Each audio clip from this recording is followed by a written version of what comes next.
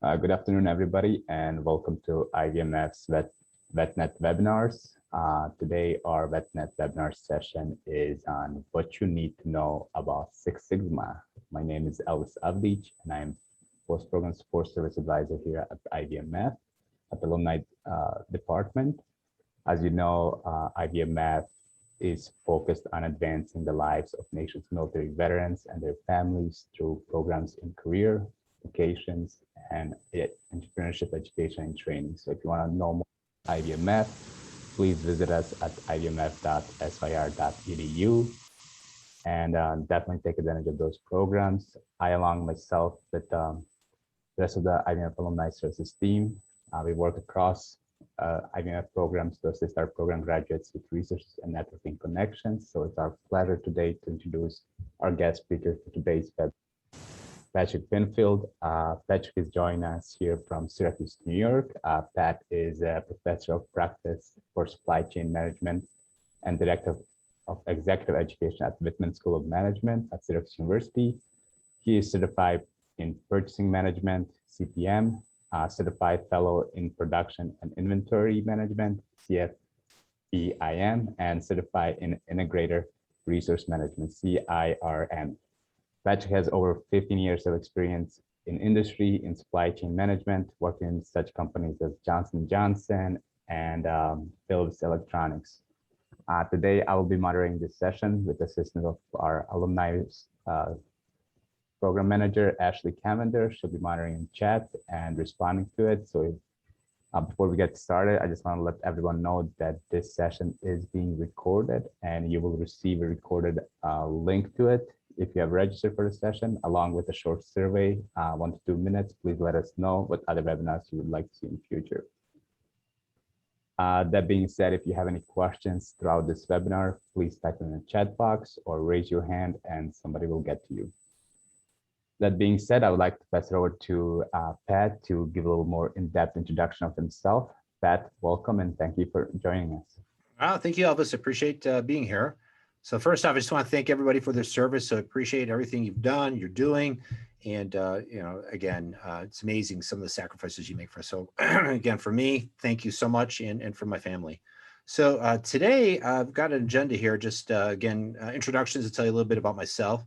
And then we'll get into why Six Sigma. And so Six Sigma is used a lot in industry. And I'll talk a little bit about what is Six Sigma. And then we'll get into the Green Belt certification test. And then I'll also tell you about some black belt training. And then if you have any questions, feel free to let me know or reach out to us. So I'll have some time at the end of the presentation.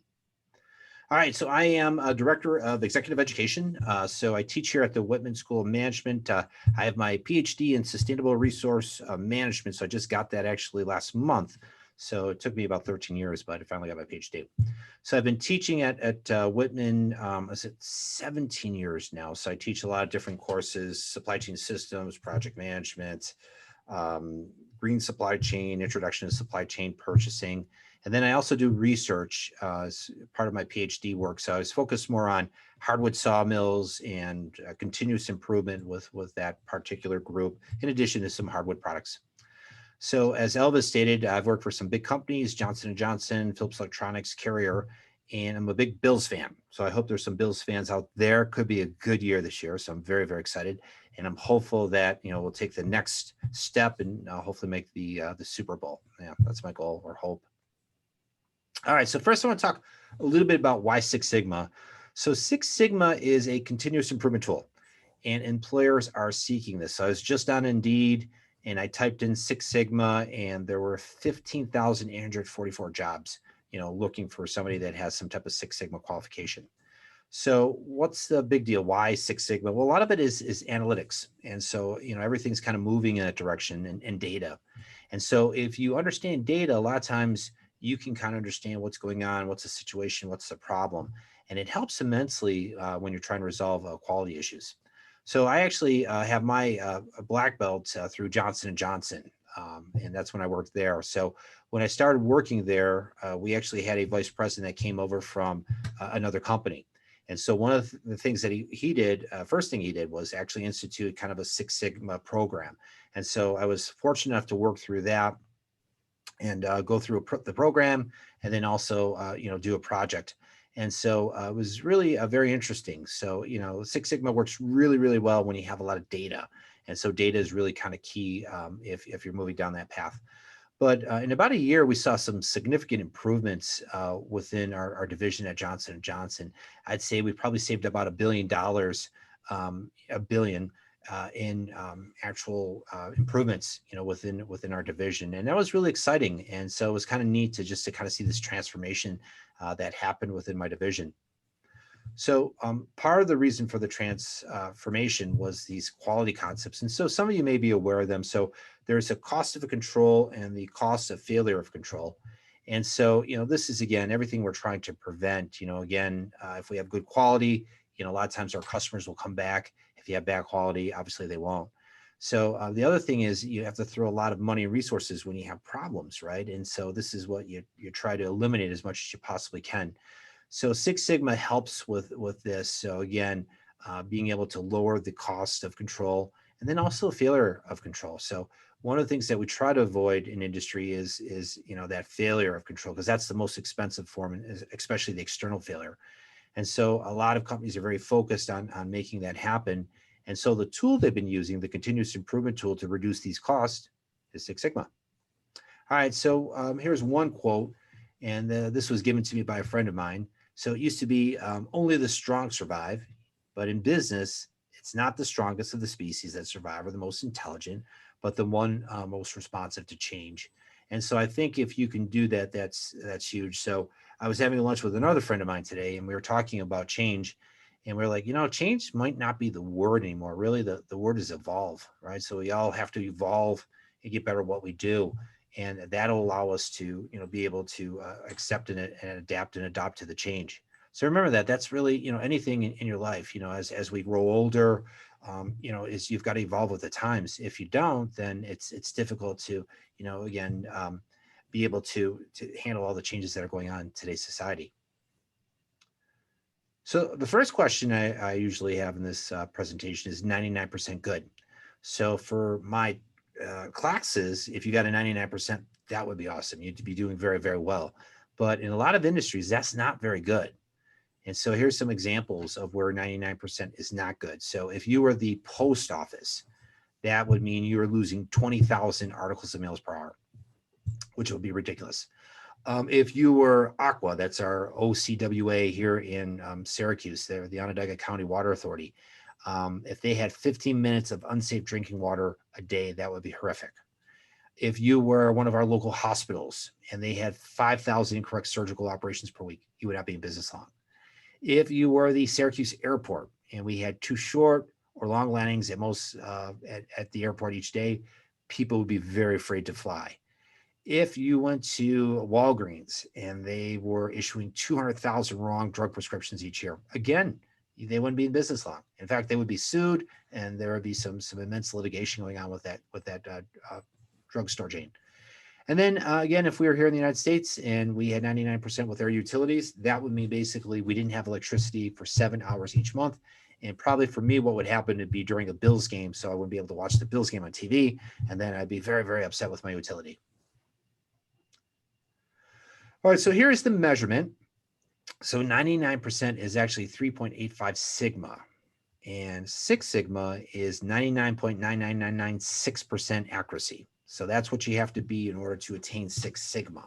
You have to be 99.9996% accurate. That means basically 3.4 defects per million opportunities. So if your company is doing that, you are at a 6 sigma level. All right, so this is the Six Sigma process, and it's a process. So a lot of times you'll hear this when you're in industry. Most companies use what's called the DMAIC process. So it's define, measure, analyze, improve, control. And so that's what that acronym stands for, DMAIC. And then there's this thing called Design for Six Sigma. So Design for Six Sigma is before you actually introduce a new product. You've designed it so it'll be at a Six Sigma quality level. So when we talk about Six Sigma, we're talking about taking part of the process and improving it. Normally, we'll do that with a project. So usually we'll be given a project, and then we take the Six Sigma tools and we apply them to the project to improve the project and be able to hopefully get better at detecting and eliminating defects. And that's really kind of the goal. So it's a continuous improvement tool. So what I usually tell people is this, is that Six Sigma is like a hammer or screwdriver, right? And you're going to use that tool on cases where it needs it. So it's a really good tool to use if you've got a lot of numbers. If you got a lot of data, Six Sigma is what you want to use. So I'm a believer in that. I believe use the right continuous improvement tool for the right situation. So Six Sigma lends itself to that. And most of your Fortune 500 companies are using Six Sigma to one extent. Some use it more than others, but I can tell you this in my experiences, and we've been doing Six Sigma here at Whitman for about 16 years.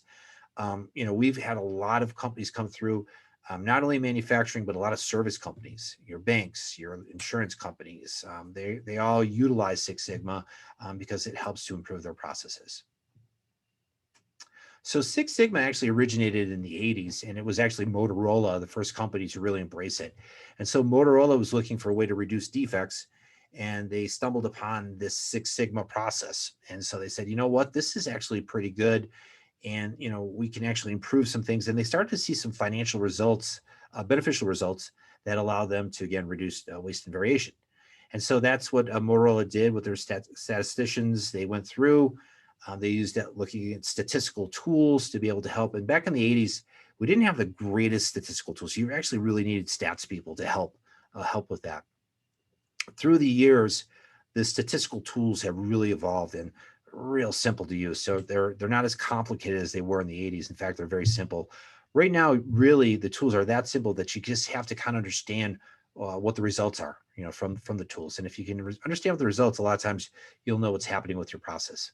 So again, the goal is to reduce variation within the process. And if we reduce variation, what should happen is we should have better products or services, and then we should have happier customers, and then profits should go up. And that actually did happen with Motorola in the 80s. They started to see a lot of that.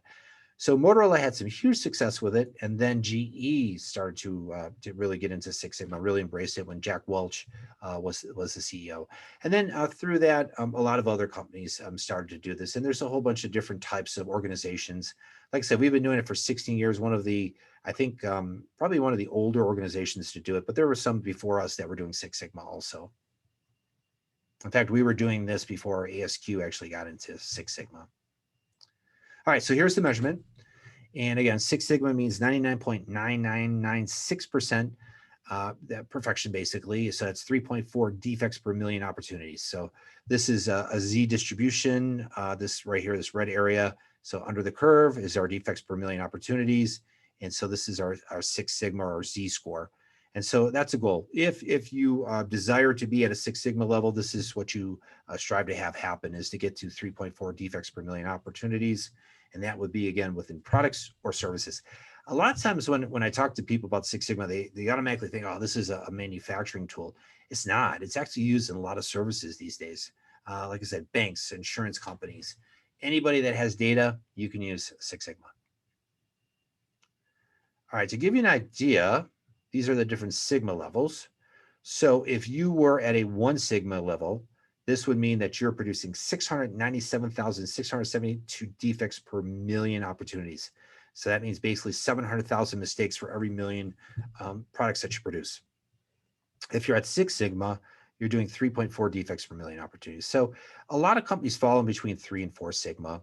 So the other thing that you have to understand is sometimes I don't need 6 Sigma quality from my customers. Sometimes my customers are happy with 3 Sigma.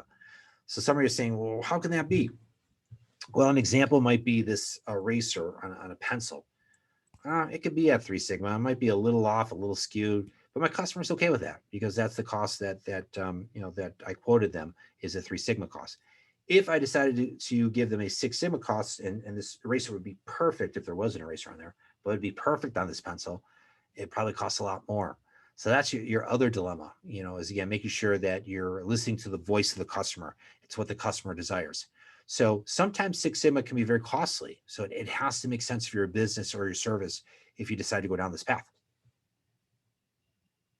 All right, so let's talk a little bit about the methodology. And this is the basics. And then again, simply speaking, this is kind of how it works. So first and foremost, I'm listening to the voice of the customer, right? So in industry, that's a big term, the voice of the customer. So whatever the customer wants, that's hopefully what I should be doing.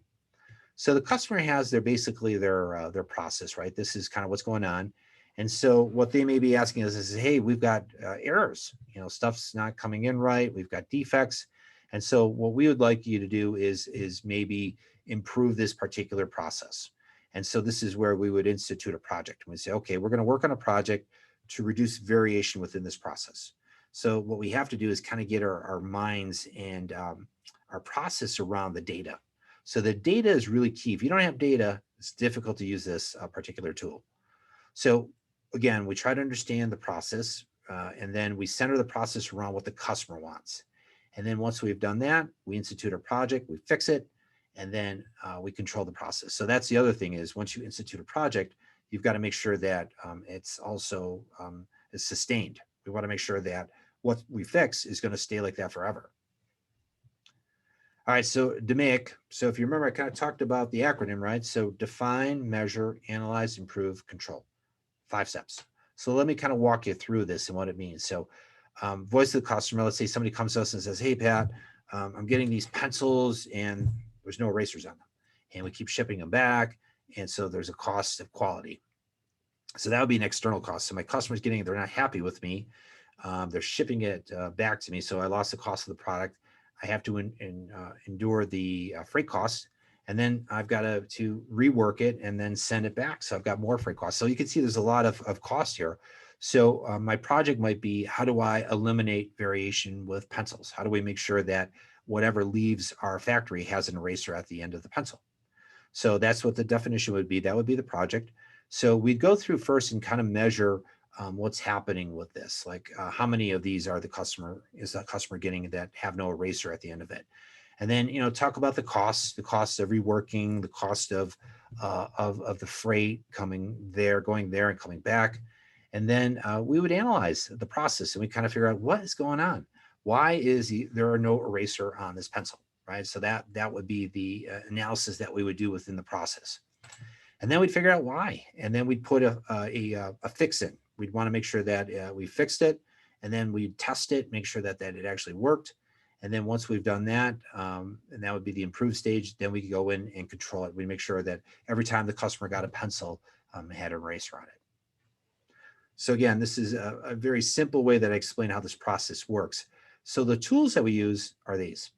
So different types of tools, and every organization is a little different. So here at Syracuse University, we use all these tools, and so some don't. This is a pretty robust as far as the amount of tools that are used. Some organizations do not use this many tools. But we believe this is really a good way to kind of learn how to use, the different statistical tools to help you with your actual project. All right, so some of you are interested in the Greenbelt certification test. So I will tell you this. If I were you, that's one of the things that I try to do is get as many certifications as you can. So I have a bunch, and I can tell you through my career, it's helped me immensely. And I think it would be in your best interest, to try to get as much as you possibly can. So in order to take our Greenbelt test, you have to take the Skillsoft Six Sigma courses. So that's what you'd work through with your advisor. And once your advisor sees that you've gone through all of the Skillsoft training, they would allow you to take the test. And so we offer the test once a month.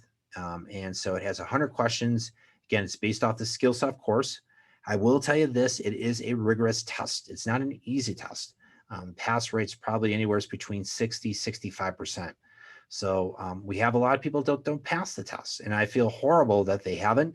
And trust me when I say this, I'd like everybody to pass, but unfortunately, we have to ensure rigor with our testing process.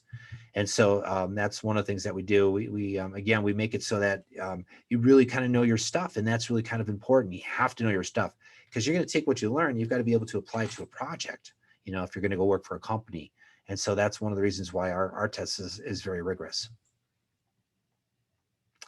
All right, so what's on the test? It's 100 questions. A lot of it, the statistical process control, we're asking you definitions. We ask you what's a t-value, what's a ANOVA, what's a design of experiment. We do some calculations with those. We ask you to do those calculations. And then a bunch of definitions like lean and Kaizen and problem-solving tools. It is all multiple choice.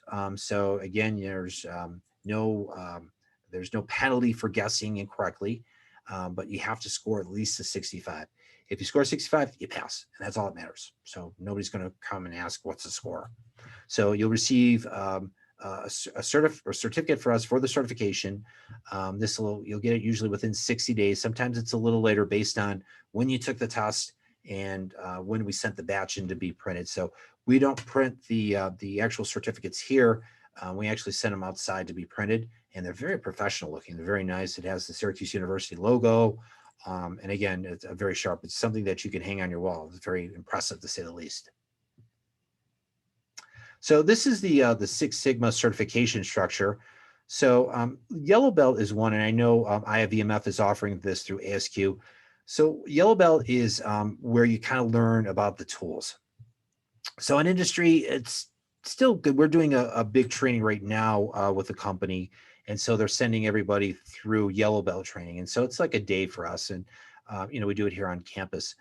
So what it does is just basically exposes people to, what is Six Sigma. So it's not a lot of rigor to it. It's more or less trying to educate people on that.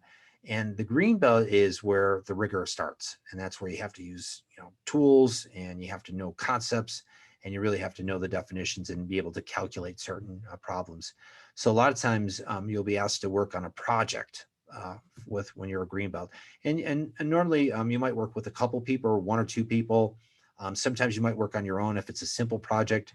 So a black belt is somebody that works usually on their own, and it's somewhat of a complicated project. And so they're going to use, again, the statistical tools, be able to work on the project, fix it, hopefully make it better, and then reincorporate that into the process. And then a master black belt is somebody that advises the black belt. They're kind of like a mentor. And so they'll help black belts and green belts. And usually those are the two that are working on things within the processes to improve. Again, yellow belt's just more for identification or knowledge purposes. So here at Whitman, we offer the green belt. We also offer a black belt program. So it's online. We have challenges. You can work on a project. We have a simulation in lieu of a project. Takes 4 to 6 months. So we have a special discount right now through IVMF for $3,500. Again, just food for thought. If you're looking to progress and get even more certifications, for your resume and for your own knowledge, this is one way to do that. We've had a lot of success with this. And again, we've been doing this for about 16 years.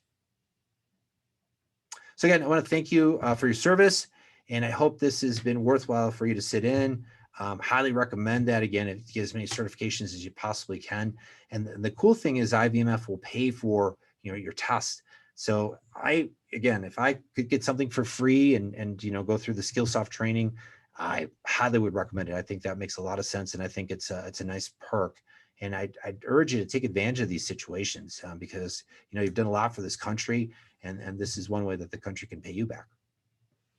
All right, now I'd like to open up for questions if anybody has any questions. Thank you, Pat, so much. We do have some questions in the chat box. There's a Carol. She said, "Good day, Pat. I have a few questions based on what you have covered.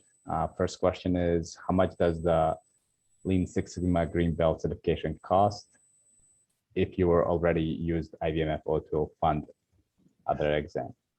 Okay, so I guess the question is if you've, it's $350 for the test. So if you, again, IVMF, I guess if you qualify through the IVMF, they'll pay for that.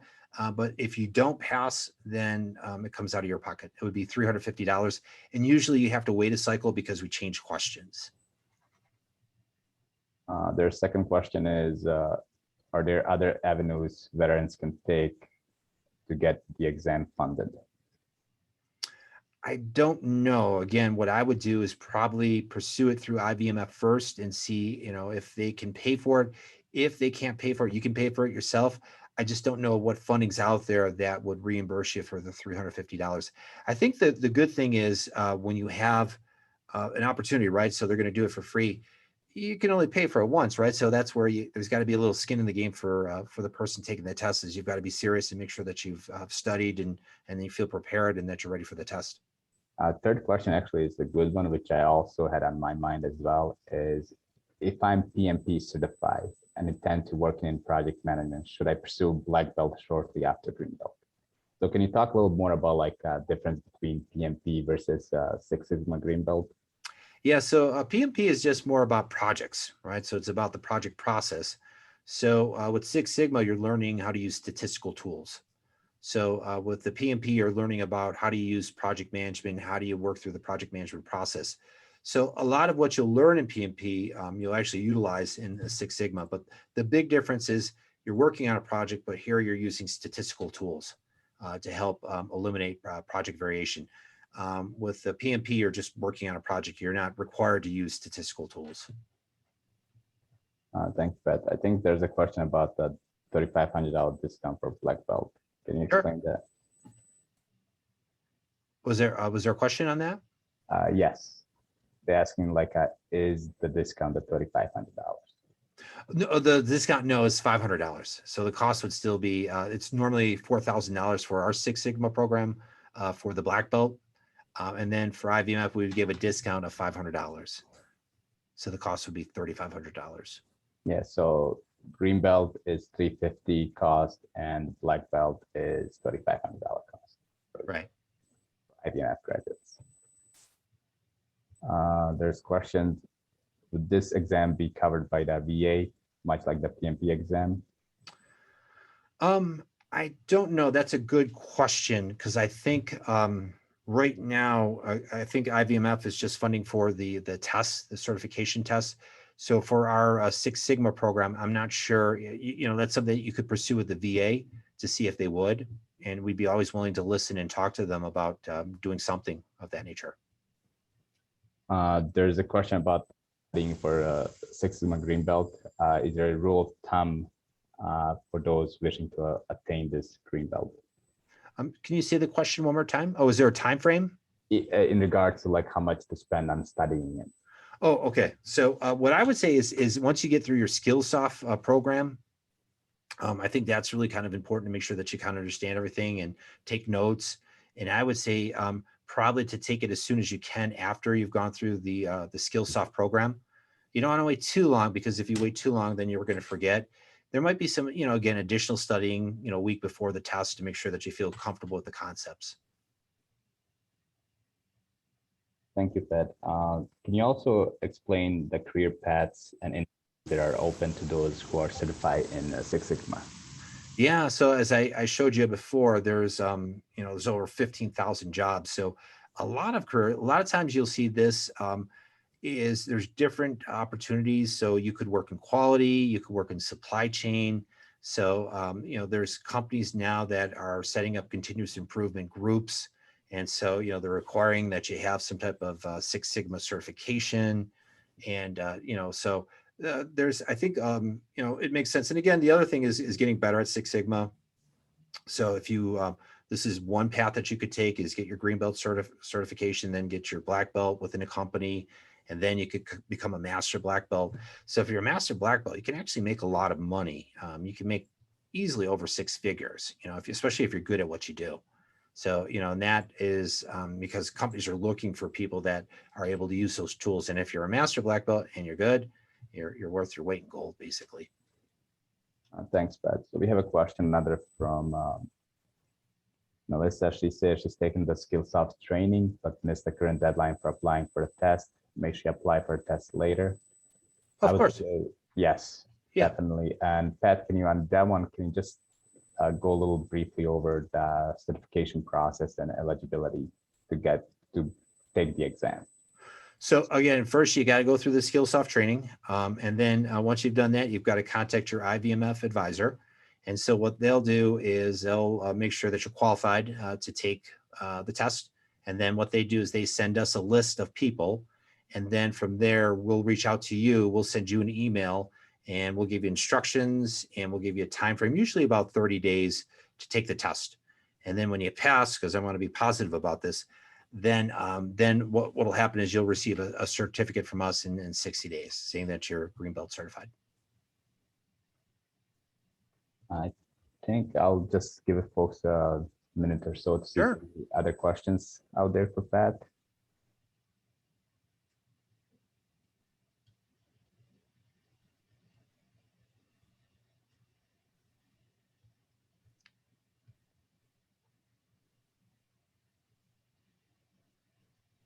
while we wait, Pat, do you have any advice for veterans or service members who are looking to get into this field of Six Sigma Green Belt?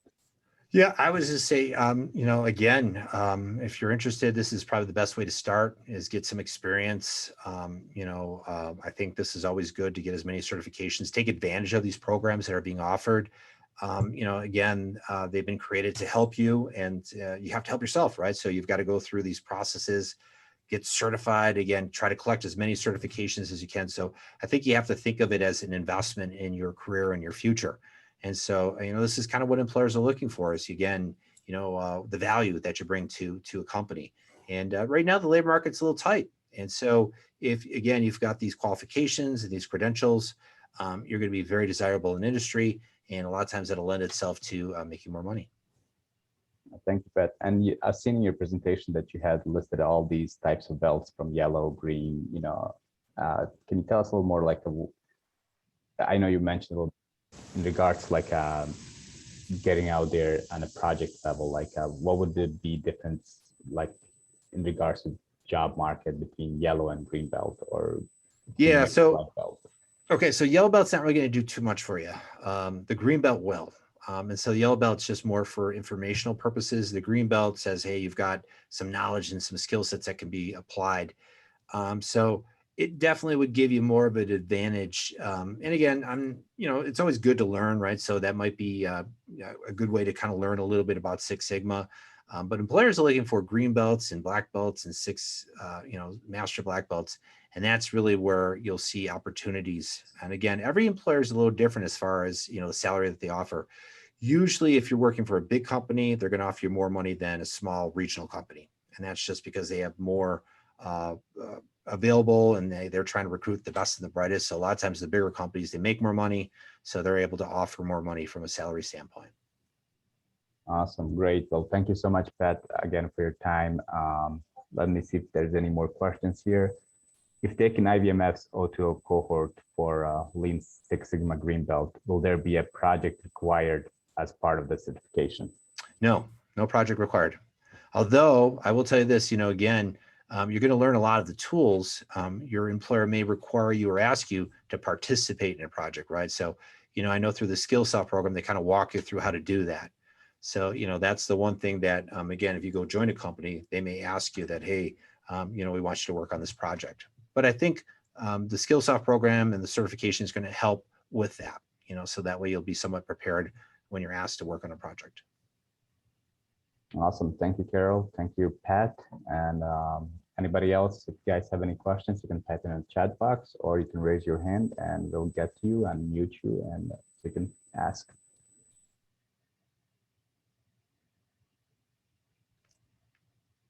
Well, I guess if nobody has any questions, I would just like to say thank you again, Pat, for your time today. We appreciate it a lot. And everybody out there, please look forward to our survey. Please rate us. Let us know what other future webinars you would like to see. And we'll see you next time.